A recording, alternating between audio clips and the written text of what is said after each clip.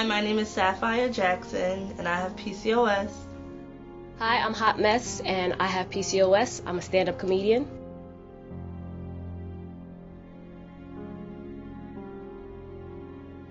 My name is Dr. Richard Markowitz. My title is Doctor of Medicine.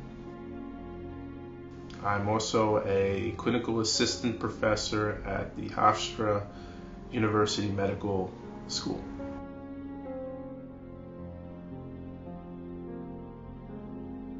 I was diagnosed a few years ago, and I just remember the feeling of hearing those words that you have a syndrome.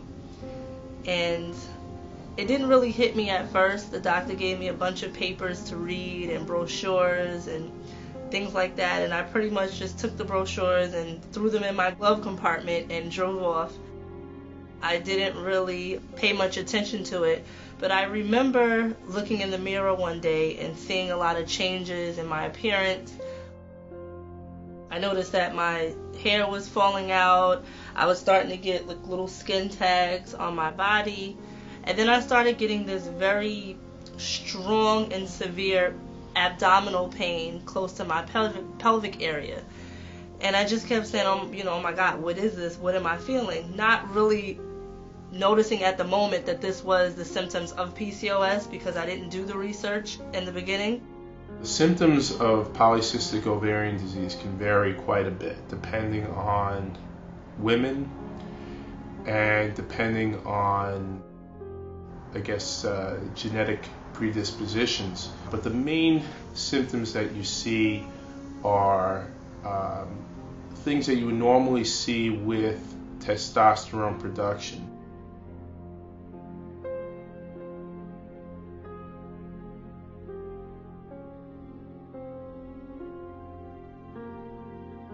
I could honestly remember when I first got pregnant in my early 20s, and I was excited. Told my mother and told, my significant other, like, listen, we're having a baby. Still shocked because it didn't really happen all the times I did have unprotected sex. So I was like, okay, great, I can conceive.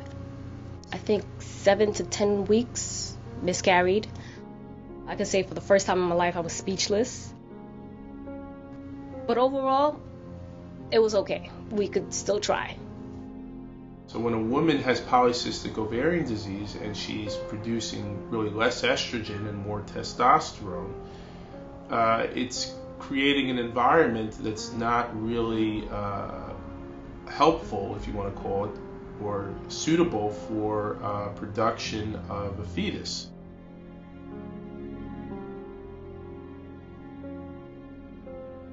Then I end up getting pregnant again and nervous because I got miscarriage, so but I took it easy, took it slow. I was pregnant.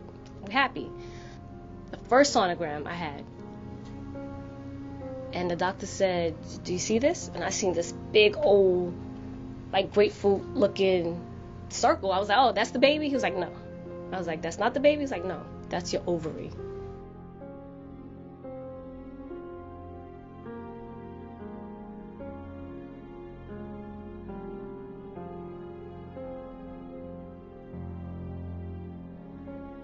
I remember going to the dermatologist and they prescribed me minoxidil, which for some of you would probably know it's Rogaine for women.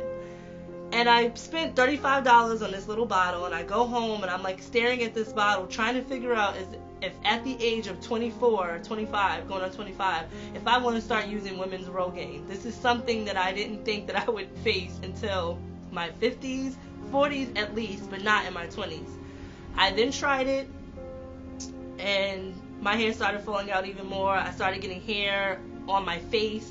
I immediately stopped the Rogaine, and it was disappointing because I had a male dermatologist, and I felt like instead of him really listening to my issues, they just prescribe you whatever just to get out the office. Going through the pregnancy, we went to do the sugar test, I call it, and I got gestational diabetes. I just got off surgery and now I have gestational diabetes. Now I gotta pick my food out and be on a diet, and this is when your time you're supposed to be able to eat.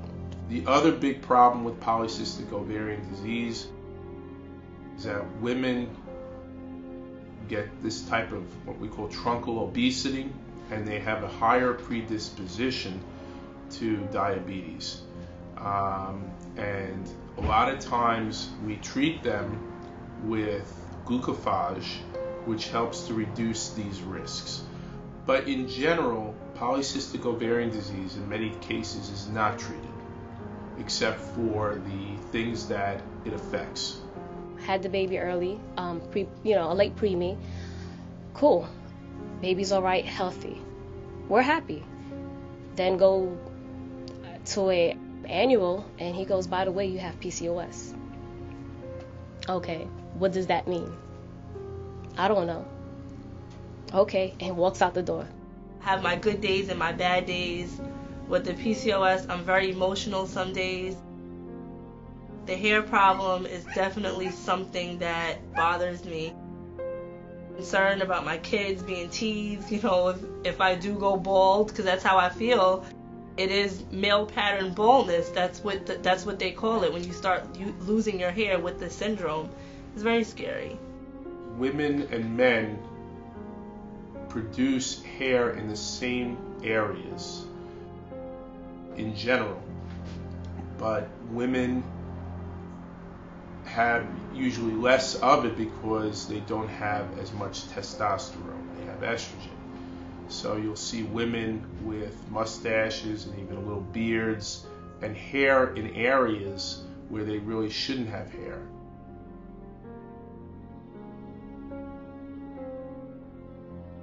So I went about my life. I went back on the pill, and just as always, I was always on the pill, so I'm good. But financially, I had to downgrade my birth control, and I started noticing with the new birth control that I'm getting more facial hair, and my acne is here. I'm getting acne. Okay, no problem. Then I couldn't be on the pill at all, so now I'm starting to miss my period. The acne is now on my chest, and it's on my back, and it's on my face. And I have hair growing places I didn't even know it could grow. The support really wasn't there for me. And I'm not saying this because I want anybody to feel sorry for me, because I am stronger because of what I went through. But if you don't have the support, it makes it worse.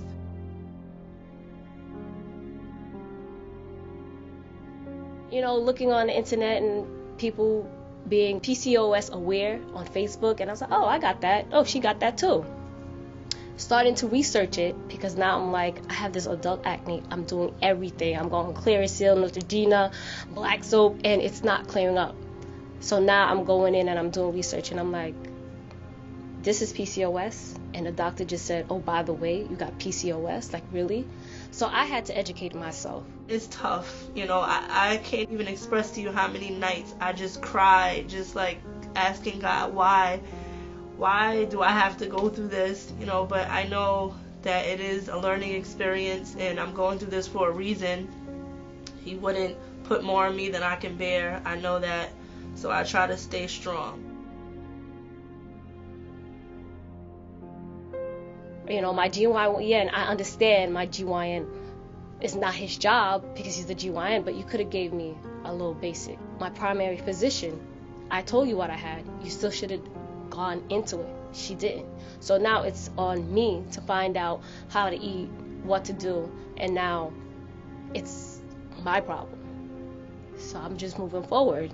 Sometimes I do get angry because I feel like if I was diagnosed a lot sooner, maybe certain side effects I wouldn't have gotten as heavy. Like when I talk about my hair, it's something that's really emotional for me, because as a woman, you like to have nice hair. Your hair is a part of your appearance. I think a lot of women really don't know what it is, and so the education process, I think, needs to be better addressed. And once a woman can look at it and say, why is this happening over here? Maybe there is something going on here.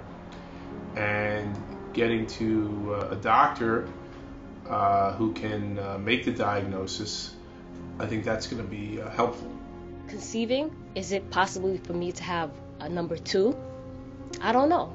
because now I'm going through, I'm not ovulating, I'm not menstruating, but I have these moves going back and forth thinking, oh, you're a woman, it's okay to have mood swings, but now I'm depressed, not knowing it's my PCOS that's causing all of this.